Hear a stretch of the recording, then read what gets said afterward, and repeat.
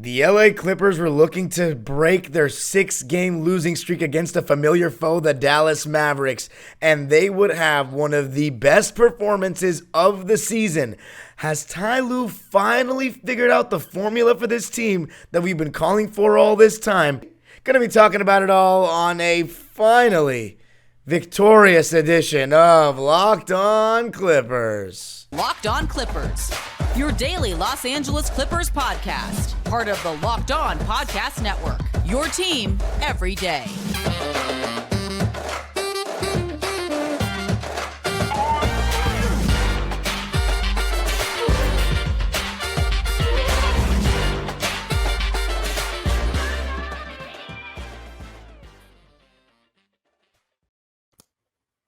Yes, sir. You are locking in with the Clips. Thank you for making Locked On Clippers the first listen of your day, your team every day. My name is Darian Vaziri. I'm in my 18th season as a Clipper fan. You could also follow me on Twitter and Instagram at DimeDropperPod, and of course, subscribe to my YouTube channel, Dime Dropper, where I will have a video of this game, including a video of Norman Powell's thoughts, or should I say a sit-down with Norman Powell where he talked to fans similarly to the ones that Jerry West and Paul George had earlier in the year. You can find those all on my channel, Dime Dropper. Some really great stuff. I had a great seat at tonight's game, or on Tuesday night's game, and I have a lot to say. And in this episode, the Clippers winning and finally breaking the 6-game losing skid against the Dallas Mavericks. Injuries on both sides to talk about, but we're going to start with how Ty Lue, in my opinion, adjusted and was the biggest reason the Clippers won this game, with the way he finally optimized the lineups by using wing-heavy sets and not guard-heavy lineups. And then going to be talking about the individual brilliance of the guy that led the way the entire way tonight from start to finish. Kawhi Leonard and Norman Powell also chipped in with a splendid performance of his own. So let's get right into it. By the way, remember to subscribe to Locked On Clippers on YouTube. We're free and available on all platforms for podcast, but we're also on YouTube. And I want you to comment on today's pinned question. What was your favorite part of this game? What was the thing that you liked the most that you saw that changed from this game compared to the majority of games we've seen this season? Going into this game, no Paul George, still out with the hamstring injury. No Luka Doncic, still out with the calf injury. As for the Mavericks, missing two important wings, Josh Green and their best defender, Dorian Finney-Smith, the guy that does the best job on Kawhi, although they don't really do that great a job on Kawhi. They try their best. And Dorian Finney-Smith is a fantastic defender. But Kawhi Leonard is a guy, when we talk about Luka Doncic destroying the LA Clippers, well, Kawhi Leonard in recent times has absolutely destroyed the Dallas Mavericks. And every Mavericks fan that I talk to, and I shout out to the Mavericks fans because I actually really like interacting with them on Twitter, and just a good, solid fan base from the people that I've met and interacted with. But they all say they're just as annoyed with Kawhi as us Clipper fans are with Luka. Maybe even more, because they actually haven't won series against us.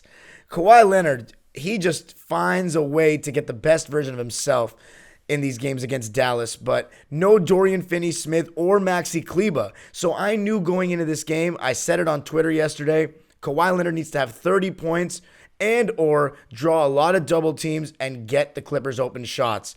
And oh man, did that tweet age well, because that's exactly what happened in this game. And to start the game, the Clippers went with the Terrence Mann, Nico Batum, Marcus Morris, Kawhi Leonard, and Ivica Zubac starting lineup. Well, what's different about that? No Reggie Jackson, 4 wing players, no traditional point guard. Terrence Mann would be that guy. And you know what it is with Terrence Mann? He's not going to run a lot of high pick and roll bringing the ball up. What he's going to do is he's going to distribute the ball like a traditional point guard, in the sense that he's going to move it, and the Clippers are going to get into a set centered around their best player, which is more like how traditional offenses used to run back in the day or in the 2000s. You funnel it through your best player in like the post or something and work through him, not a high pick and roll with your point guard all the time. And that's, or a high pick and roll with your best player so much, like you saw on the other side with Dallas with Luka. Kawhi Leonard was getting the ball in the mid post, And he was making things happen from the get-go. But what I really liked seeing was obviously that the Clippers are going to switch 1 through 4, and then with Zubac, they're going to go drop coverage. But Ivica Zubac's presence in this game would be very short-lived because Luka, he got him in foul trouble right away. Got him 3 fouls within like the first 5 minutes of the game. And I must say, the refs were so whistle happy, especially with Luka. Now, I know Kawhi Leonard as the game went on, and I don't think the refs were a huge diff in terms of one side or the other. I don't think they favored one side super heavily. But in the beginning of the game, I was losing my mind with the calls that this guy Luka was getting.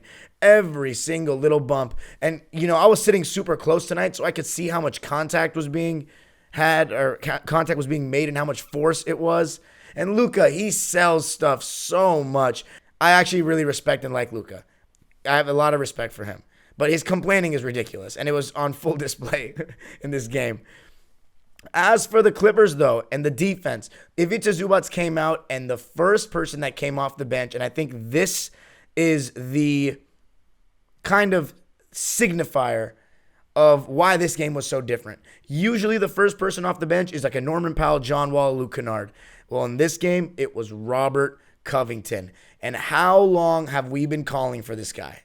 How long have we been calling for this guy to play so we can see bigger small ball lineups that make more sense with size, with length, and with guys that can not only knock down shots on the outside, but are cutters and are going to rebound. And Robert Covington had, for sure, in my opinion, maybe I'm exaggerating, but to me, his best game of the season. 31 minutes played. That's the most he's played this season. 9 points, 8 rebounds, 3 assists, 4 offensive rebounds, and was a plus 13, which was the highest of any bench player for us. He was phenomenal from the second he stepped into the game. He was active on the glass, on defense and offense. He's a better point of attack defender than John Wall, Luke Kennard, Norman Powell, and Reggie Jackson, who didn't play at all in this game. At all. And Robert Covington is that's not even his best skill defensively. He's not a great point of attack defender. He's a better help defender, but he's better than those guards. And you can just start to see the difference in the Mavericks players dribbling against the Clippers, knowing that, this is not a matchup I can just take advantage of super easily. These guys are actually better defenders than your Normans, than your Johns, than your Kennards, your Reggies that you love to take advantage of. And the Clippers got off to a double-digit lead in the first quarter, led by Kawhi Leonard and Marcus Morris Sr., who had 10 points in the first quarter, only had 2 points the rest of the way, which, to be honest, has kind of been a theme for Sr. In the last month or two, it seems. He gets off to good starts, but kind of slows down as the game goes on. And last year, it was kind of the second half where it seemed like Marcus Morris would really get going for the Clippers, but it was a different role. He didn't have Kawhi Leonard out there with him, so he was forced to take and make big shots. But Terrence Mann in this game, when we talk wings in the Clippers, we're always asking for more Terrence Mann. And we got a lot more Terrence Mann in the Atlanta game, and I said maybe that's the start of something we want to see that we've been asking for that's going to continue. And in this game, it continued. 41 minutes, I repeat, 41 minutes for number 14, Terrence Mann, and he was a game high for both teams, plus 24. And that backs up my eye test because this guy, do I sound like a broken record or what? Terrence Mann, you know what he brings to the table. He's going to work relentlessly. He's probably the best defender the Clippers have at the point of attack. He rebounds, he cuts, and in this game, he was putting pressure on the Mavericks defense by going downhill. And here's the thing about Terrence Mann. He can really only go right. He really only has one move in his arsenal when it comes to one-on-one, and it's that hard drive right. If he gets within 10 feet, sometimes he can pivot and turn and shoot this little one-legged fade he has, but mostly it's a hard drive right. And if you can't stay in front of him, well, he's got a strong shoulder and does a really good job of going up strong and not shying away from contact. And he did a good job of that on multiple occasions. And when he does that, he draws two defenders at times and the ball starts moving. And when Kawhi Leonard showed early in the game that he was not going to be stopped tonight, because as I said, no Dorian Finney-Smith. So who's guarding him? Tim Hardaway, Spencer Dinwiddie. These guys, once the Mavericks saw very quickly that they could not guard him, double teams were coming left and right, and that's when the ball started moving. And when people have been asking, why does the ball not move with the Clippers? Why does the ball not move? A lot of times, it's because the Clippers have gone with certain small ball lineups that teams can switch everything, and they just start playing face-up, one-on-one basketball at the top of the key. Well, you know what the Clippers really need to do and embrace? That there are certain guys in this league, 90% of them, in fact, that can't guard Kawhi Leonard in the mid-post. Even some of these good wing players, defenders. Get the ball to him in the mid-post. Let him go one-on-one. Same applies for Paul George, more so than high pick and roll so much. We should lean into being this sort of a team in ways. An old school kind of get the ball, kind of like I hate to say it, but ISO ball in ways. A little bit of ISO, a little bit of high pick and roll.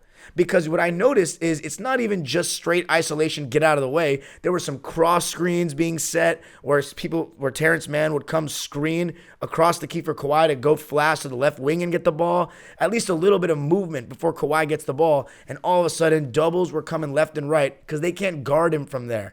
And the thing about it is, when guys are going one-on-one at the top of the key, teams will load up, which means sag off their defenders and basically build like a zone ready for your drive to cut you off. So the only counter to that, if you don't want to pass the ball, is a pull-up jump shot, which is usually one or two defenders around you. But when you get the ball in the mid-post or 15 feet away from the basket on the wing, which is the mid-post essentially, you are already within 1 to 2 dribbles of a pull-up. So if they want to take away your shot, they're going to hard double team you like they used to do to guys like Kobe and MJ.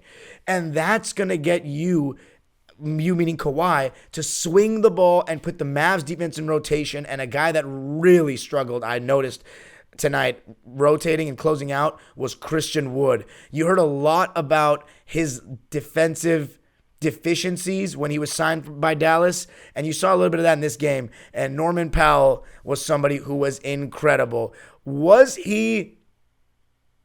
it the best performance of the season from Norman Powell? Probably not. I'd have to say Portland. But why was it such a great performance for him? What made it so easy for him? And was it Kawhi's best game of the season? Going to be talking about even more coming up.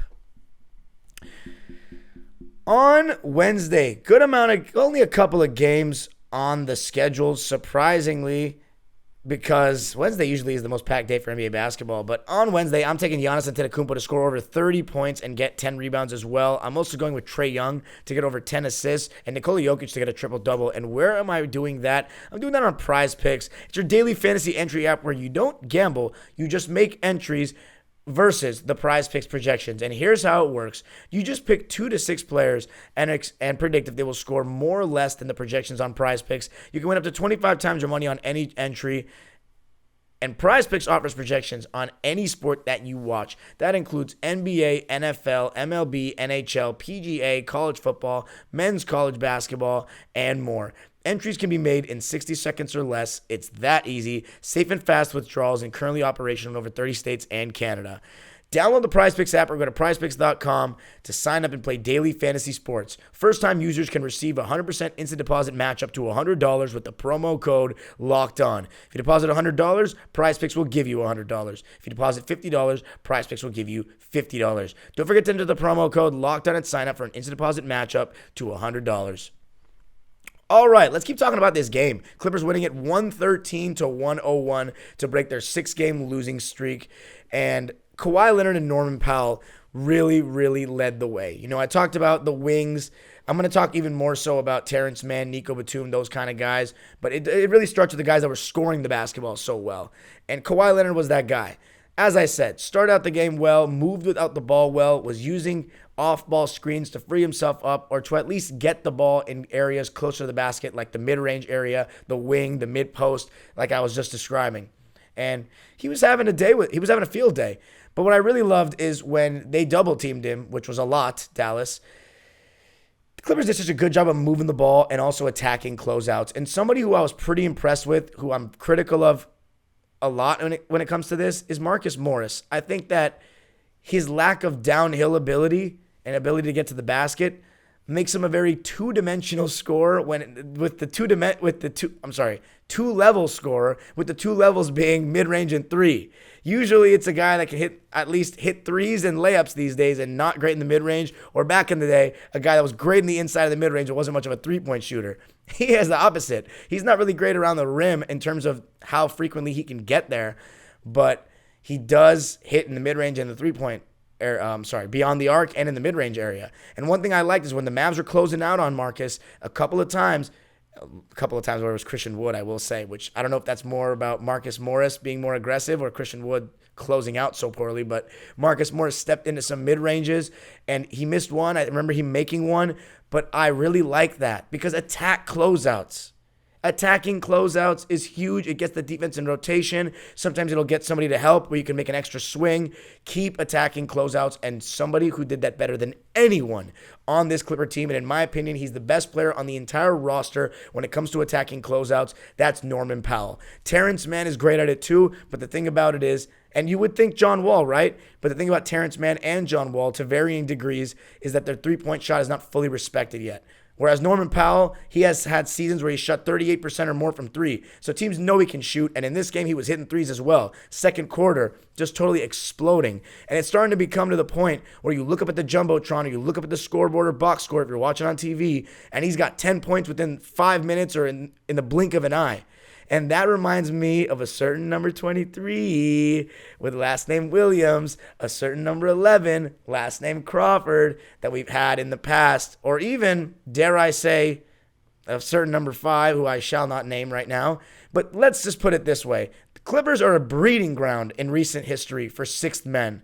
And Norman Powell is looking like he's going to slide right into that lineage because the way he is playing right now is not only just straight buckets. He had an off night against Atlanta, so you knew he was going to bounce back. But bounce back like this, I mean, attacking closeouts, knocking down the three ball. Not all of them are wide open either. Just his ability to play off ball and then on ball. He had the opportunity to have a little pick and when the Clippers are not going to play with Reggie Jackson, and we'll see if they play with John Wall. That's something I'm going to talk about to close the show. But when they're not playing with a true point guard out there, that gives Norman Powell the opportunity to get on the ball a little bit and run some pick and rolls himself. And there was even one time in the second half where he went right at Davis Bertans in drop coverage and had an easy layup. And Norman Powell, he's one of the best players in the Clippers at getting to the basket. But the fact that he was also making his outside shot tonight opened everything up for him. He was absolutely fantastic. And just the Clippers small ball lineups, the length, the double teams on Luka. So if you're wondering how the Clippers defend Luka after Zubac went out, a lot of switching. And Marcus Morris, who Luka was trying to target in the beginning of the game, actually held his own. And the main thing with Luka is you just got to try to keep him in front and put a hand up and hope he misses. That's the best you can do. And in the first half, he wasn't hitting. He wasn't hitting at all, really. And I was really proud of the Clippers' defensive effort. You knew, though, he was going to start hitting. I kept telling the person I was at the game with that he is going to wake up at some point. So we have to build our lead until that time comes. And that's exactly what the Clippers did. They were up by 22 in the first half and led by 22 at halftime, 69-47.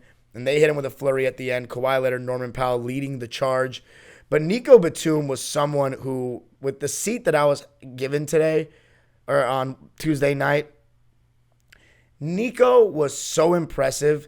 You look at the stat line and you say, oh, he was 1 for 8, didn't have a great game, only 5.6 boards. No. Nico was phenomenal in this game to me. If he had hit threes, it would have been an utter 30-point game or something. But you can easily say that Davis Bertans, who's a pretty good three-point shooter, was just missing everything. It was insane, especially in the fourth quarter. So it goes both ways. But if we're looking at it from a Clipper perspective only, Nico Batum, if he had made threes, this would have been a 30-point blowout. But he was unbelievable. Not only was he picking up Luka full court, he was just active in the passing lanes as always, moving the ball, rebounding the ball. Just every single little hustle play you can think of that just doesn't go in the stat sheet. He was outstanding. Nico Batum, Marcus Morris, Robert Covington, Terrence Mann, Kawhi Leonard, all of them took cracks at Luka Doncic one-on-one, and they all did a decent job. And Luka eventually got going in the fourth quarter, especially because he was getting to the line, and also started attacking Norman Powell late in the game. And I was thinking for a second that Norman had to come out of the game late because they had cut it after being down by 22. The Mavericks had cut it down to 8 points, 96-104, and the Luka fanboy contingent of Staples Center was starting to make some noise. And one thing that I thought really won the Clippers the game tonight, I talked Kawhi, I talked Norman Powell, the length, the wing heavy set. But what really changed the game for me in this one for the Clips was the timeliness of certain shots when the Mavs were pushing momentum. And I think that's one of the biggest things about being a great team and great players is the shots. I always say 2 points is not fully equivalent to 2 points because a shot in the beginning of the game when everyone's just getting in the swing of things in the first 5 minutes or something is not the same amount of pressure and intensity as when it's the fourth quarter. Dallas has scored 5 straight points. If they score the next bucket, they're probably going to get the Clippers to call a timeout, and you score then to stop the bleeding or prevent it from getting to blood dripping out, if you know what I mean. And there were moments like that. For example, the Mavs cut it down to 83-70 in the third quarter, kind of late in the third quarter. And then Norman Powell had this vicious dunk where he, again, attacking a closeout and just threw it down with one hand and totally kind of gave the Clippers the momentum back for just a second. Because the Mavs scored 5 straight points after that and went into the fourth quarter only down by 10. So Dallas, they did not quit. And by the way, Ivica Zubac sat out the entire second quarter because he had those 3 fouls. And you saw a little bit of Moses Brown. And I actually thought he was pretty decent.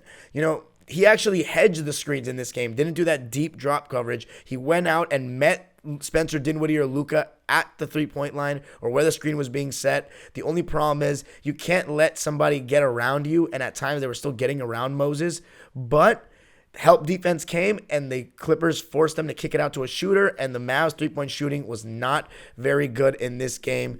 They were only 12 for 38 from deep. That is 31.6%. So the Clippers were living with outside shots from the Mavs role players, and it was going well. And also Moses Brown had an and one in that second quarter off a Robert Covington missed free throw. He missed 3 free throws in a row, Robert Covington, when he was fouled on a 3. Moses Brown got a rebound, put the ball back up and in. You also saw John Wall. So the Clippers played a 9-man rotation in this game. John Wall played 15 minutes. Thought he wasn't very good in the second half, but in the first half, even though he was 2 for 8 in the second quarter, I thought he still had a stretch where he was really solid, getting downhill, really great change of direction, getting to the basket, and also created some open threes. One in particular to Norman Powell that sticks out in my head. But John Wall, there are still some things that make me question if he can stay in the rotation going forward. And coming up, going to talk about what we learned from this game and what we know the Clippers need to do going forward. And going to be wrapping it up with how the Clippers were able to hold on to the lead. Let's close it out coming up.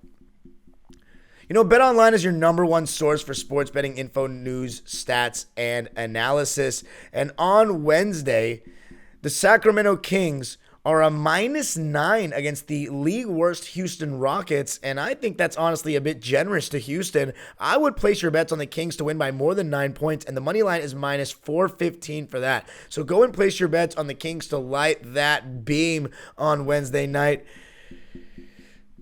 You can get the latest odds and trends for every professional and amateur league on BetOnline. It's not just basketball. It could be college football, soccer. They've got it all on betonline.net. And if you love sports podcasts, you can even find those on BetOnline as well. We're always the fastest and easiest way to get your betting info. Just head to the website today or use your mobile device to learn more. BetOnline, where the game starts.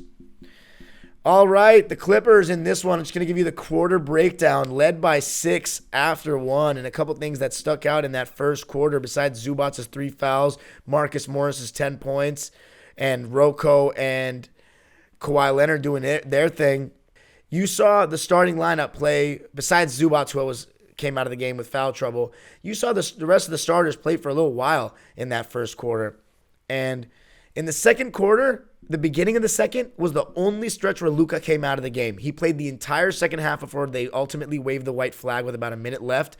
he sat out the beginning of the second quarter, and that's when you saw Moses Brown going out and hedging Spencer Dinwiddie on the screens, and he honestly did okay. And then obviously the other guys that were out there with Moses are going to be able to switch. It was John Wall, Norman Powell, and 2 wings, and I'm fine with that. It's against Spencer Dinwiddie, who was their best one-on-one player in that lineup, not Luka. So it's not like you're switching John Wall and Norman Powell onto Luka. And even when the Clippers did, a lot of times you saw double teams. And in the second half, you saw Ivica Zubac hedge hard on Luka Doncic, not drop. He was coming out and meeting him and did a really good job. I was so impressed.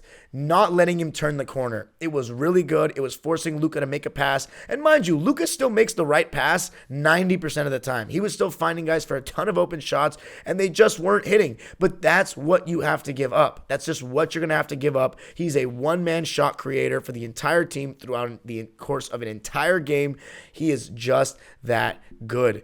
And the Clippers were fortunate that guys like Davis Bertans were 0 for 5 from 3. And Reggie Bullock, former Clipper, was 2 for 7 from 3. Last time we saw Reggie Bullock, he absolutely burned the Clippers. And Luka Doncic wasn't that much better from 3 either. He was 3 for 9. Now, he got to the line 21 times. I know, ridiculous. 16 makes. But Kawhi Leonard also got to the line double-digit amounts, shot double-digit free throws, 12 of them, and made all 12 of them. So you gotta love that. And that's a big problem we've talked about for the Clippers, getting to the line, for their star players especially. Kawhi Leonard getting to the line 12 times. I'd have to check if that's his only double-digit free throw game of the year, but it may be. And for him to knock down every single one, because he has started out this season shooting free throws a little worse than normal, just kind of short on some of them. I think he's just still, it's a result of struggling to get his legs back underneath him. But he's shooting 81.5% so far from the line this season. And usually he's around that 86, 87% mark. And I think he's going to slowly get right back to that. And it was 2 straight Terrence Mann threes when the Clips were up 88-78. He was due. He hadn't made threes in a little bit, but he hit one off the catch and another one where Spencer Dinwiddie was just sagging off. He pulled up and hit it. And also, he had this incredible block on Christian Wood. Just insane. From the angle that I had as well, I saw it. He came out of nowhere for that block. Just amazing effort from Terrence Mann all game long. Attacking closeouts, getting to the basket, dumping shots off, making the extra pass, just doing the right basketball things. And I also think that rotation-wise, when the Clippers have wings out there, you could just see how the difference in their closeout speed, in the ground that they're covering, in their hands and length and ability to get deflections. It changes everything. It looks like a nightmare for the other team. And even when you double a guy like Luka and they start swinging the ball, we're getting out and rotating better than the Mavs, better than other teams, because we have those wing players. We just haven't used them like this yet. This was the first time we saw like a Rocco, Nico, Terrence, Kawhi lineup out there at all. And it was amazing. At the end, you saw Norman Powell as the 5th guy getting picked on by Luka. He was purposely putting him in the pick and roll and trying to abuse him. And I thought maybe the Clippers should have gone back to Rocco late when he had come out. I think Senior was in for Rocco at that time. And, you know, it didn't end up biting the Clippers in the butt. And when Luka was getting that crowd hyped and cut the game down to 96-104, I was really hoping Ty Lue was going to call timeout. I was waiting for it, and he didn't. He didn't call the timeout, but the Clippers kept making those timely shots, and Terrence Mann had 10 points in the fourth quarter. 10 points in the fourth, and when the game was cut down to 9, Terrence got to the rim twice, just drove and finished right around the basket, and those were huge plays to, as I said before, the stopping momentum shots. Absolutely huge. And a guy that hit maybe the biggest stopping momentum shot in the game was Kawhi. Luka cut it down to 96-104, and Kawhi Leonard got an offensive rebound and hit a right wing 3 over him to make it 107-96. And funny enough, Luka answered that 3 right back. And then the game was effectively ended when Tim Hardaway Jr. fouled Kawhi on a 3 on the other side of the court. And Kawhi hit all 3 free throws to put the Clips up 110-99. But that 3 to put the Clippers up 11 was absolutely huge because Luka was starting to cook. And he had 20 points in the fourth. So a 41-point game for Luka Doncic. 43-point game for Luka Doncic to go along with 11 rebounds and 7 assists. And even though he started out 4 for 11, he ended 12 for 22. And obviously, as I said, 16 for 21 from the line. When you look at the box score for the Mavs, I think the one thing that sticks out to me is that Spencer Dinwiddie only shot 7 times. If you're the Mavs, maybe you got to give him some more looks and pick and roll, or maybe he should be more aggressive. I mean, he's the second best scorer on that team, and he only shot 7 times and played 40 minutes. So that's a little bit whack. I think an area also where the Clippers were dominant over Dallas tonight was off on the glass. You know, they won the rebounding battle by 14, 46-32, and a big reason for that is Dwight Powell got injured and didn't play for a large stretch of the game. I don't think we saw him in the entire second half. And obviously no Maxi Kleber, no Dorian Finney-Smith, so they were just a smaller team out there. No Josh Green either, and they tried JaVale McGee for a bit, but he looks like he's aged 10 years in 1 year, and he hasn't really been a viable option for them this season. So Clippers winning the glass battle 46-32, 12-3 offensive rebounds, and that's another thing. You know, with John Wall, it also comes into play when we talk about his performance. When John Wall gets to the rim and misses around the rim, it's not always a terrible thing. It's much better than when he settles for a terrible jump shot, or if guys just settle for jump shots. Because those long misses, they usually come to the other team. But I was even telling this to the kids I coached, the middle schoolers I coached. When you go to the basket, there's a larger chance, because guys are around the rim, there's a larger chance for offensive rebounds. And you saw that when Terrence, with John, going to the rim, guys like Rocco, guys like Nico, guys like Kawhi are around the rim looking to get offensive rebounds. Not even mention Moses and Zoo. And one thing I loved about Rocco and Kawhi in this game, their activity on the glass. Kawhi Leonard is such a great rebounder for a small forward because he's got those big hands. He's strong, broad shoulders, boxes out. And Robert Covington is just a big body as well, and he's got those long arms. Just a really good performance on the glass from them. Clippers were 46-32 in points in the paint. So exactly the same as the rebounding disparity. 46-32 in rebounds, 46-32 in points in the paint. And the bench points were also ugly in favor of the Clippers. The Mavs only scored 13 points off the bench, while the Clippers got 43 off the bench. So let's read the lines. John Wall played 15 minutes. He had 5 points, 4 assists, 3 rebounds on 2 for 11 shooting. And, you know, at times when teams are going to double Kawhi, they're not even going to guard John Wall. And I think when Kennard and Norman Powell come back, you know Kawhi and Paul are going to be staggered. So if you're going with a 9-man rotation, John Wall and Reggie Jackson, in my opinion, have to be out because they're just the 2 worst players of that 11. And it is what it is. It is what it is. And if you have to go with the 10th man, I think Musa for situational minutes. And that's nothing, you know, John Wall I still think is a decent player. Reggie Jackson I still think is a decent player. I think the Clippers have better players, better shooters, and better defenders. And, you know, you might be thinking, well, no point guard? Look, it's not about having a traditional point guard. It's about creating good shots. If the Clippers are doing that, it doesn't matter if you have a traditional point guard or not. Kawhi is going to get double teamed. Kawhi is going to create good looks. Paul George is going to create good looks. If Norman Powell and Terrence Mann can continue to get downhill, that's going to create more good looks than a traditional point guard that is not being guarded like John Wall right now is going to create. Especially when the Clippers play a half-court, slow it down kind of style more often than not. That's just my opinion. So the adjustment, in my opinion, is going to be to not play point guards.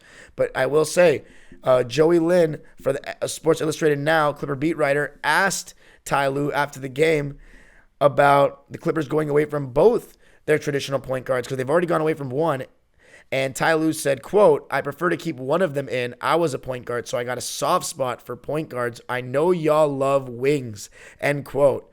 And that's a little concerning in my opinion because that means that he's just got a little conviction for guards. But it's a lot, and it might be good food for the next episode.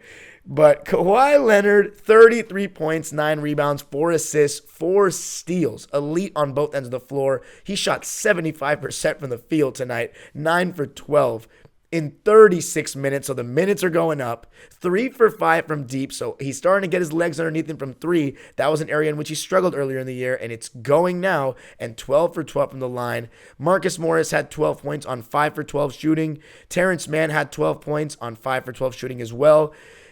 Norman Powell, 27 points and 4 boards on 8 for 14 shooting, 3 for 5 from deep, and 8 for 10 from the line. And Robert Covington with 9 points and 8 boards in 31 minutes on 4 for 8 shooting as the Clippers win it 113-101.